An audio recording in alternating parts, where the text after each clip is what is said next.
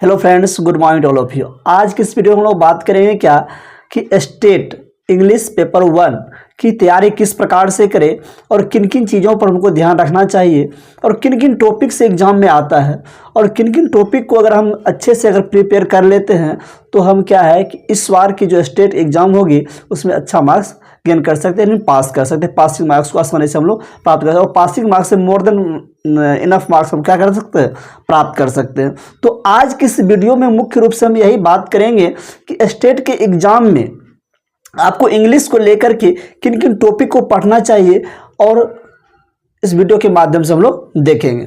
सबसे पहले क्या है, आपको टेंस को पढ़ना होगा। अब टेंस में क्या क्वेश्चन पूछा जाता है, तो टेंस में पूछा जाता है कि टेंस का एग्जांपल दे देगा, आपको सेंटेंस दे देगा। This tense is belongs to which types of tense, present tense, past tense, future tense, present indefinite, past indefinite, इन तमाम तरह की चीज़ें आपसे पूछा जाता है। उसमें से आपका ऑप्शन दे रहा था, आपको टिक करना होता है। उसके लिए क्या आपको टेंस की प्रॉपर जानकारी होनी चाहिए। एंड नेक्स्ट इसके बाद क्या होता है, टेंस का ट्रांसफॉर्मेशन। जैसे मान लीजिए प्रेजेंट इंडेफिनिट का आपका दे देगा यहाँ पे। अब प्रेजेंट इंडेफिनिट देने के बाद क्या कहेगा, उसको चेंज करने के लिए प्रेजेंट कंटिन्यूअस में या फ्यूचर कंटिन्यूअस में, तो उसको चेंज करना होता है। तो इसलिए टेंस का क्या आपको उसका स्ट्रक्चर का ध्यान रखना जरूरी होता है। इसलिए आप टेंस को अच्छे से देख कर जाइएगा। आप पढ़े तो एक बार रिवाइज कर लीजिए उसके लिए। देन टेंस के बाद आते हैं वॉइस को लेकर। तो वॉइस से भी क्या होता है, लगभग 10 क्वेश्चन रहता है। 5 क्वेश्चन तो टेंस के अराउंड 5 क्वेश्चन रहेगा एंड वॉइस लगभग 10 क्वेश्चन, 10 to 12 क्वेश्चन रहता है वॉइस।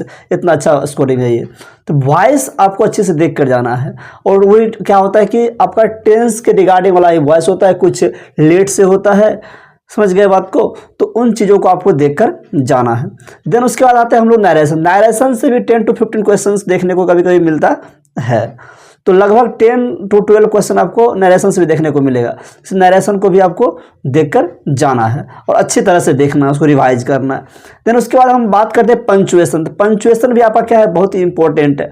पंचुएशन को आपको देखकर ही जाना है। से आपका हो गया कोमा का, हो गया सेमीकोलन, हो गया कोलन, हो गया एक्सक्लामेशन, हो गया। इन तमाम तरह के टॉपिक से क्वेश्चन क्या होते हैं उससे पूछे जाते हैं स्टेट पेपर 1 में। देन उसके बाद हम बात कर लिए टेंस की बात कर लिए, वॉइस की बात कर ली, नरेशन की बात की, पंचुएशन की बात कर ली। उसके बाद आता है प्रीपोजिशन। तो आपको प्रीपोजिशन में क्या है, एक प्रीपोजिशन जो जनरल यूज होता है वो प्रीपोजिशन और एक फिक्स्ड प्रीपोजिशन, उसको भी देख कर जाना है। देन उसके बाद हम प्रीपोजिशन की बात कर लिए। देन उसके बाद आता है आपका कैरेक्टर्स। कैरेक्टर मतलब कंजंक्शन, कंजंक्शन को देख कर जाना है, ठीक है ना। जैसे ऑल द, हाउएवर, बट, इस तरह के जो करेक्टर होते हैं ना उसका ज़्यादा यूज किया जाता है। सो डैट, समझ रहे बात को। तो इन तमाम तरह के करेक्टर का यूज किया जाता है, तो इसको आपको देख कर जाना है। उसके बाद आता है कंडीशनल सेंटेंस।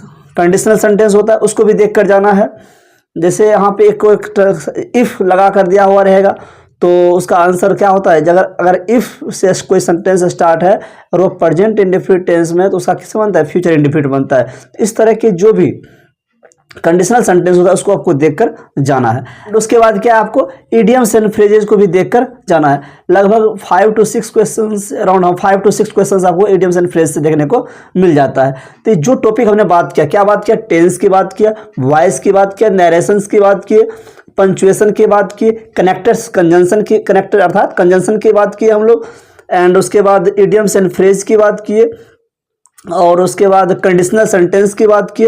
इन तमाम तरह के टॉपिक को आपको क्या करना है, देख कर जाना। इससे आप क्या कर सकते हैं कि 100 क्वेश्चन अगर स्टेट पेपर 1 में पूछता है इंग्लिश से, तो आप आराम से क्या होता है कि 60 ऑलरेडी 65 आप नंबर लाते हैं तो आप पासिंग होता है। यानी आराम से आप 70-80 के क्रॉस कर सकते हैं अगर इतना आप कवर कर लेते हैं इस बात को। तो समझ में आई बात यहाँ तक। चलिए, इस वीडियो में इतना ही, मिलते हैं नेक्स्ट वीडियो में। Thanks for watching this video. जय हिंद, जय भारत।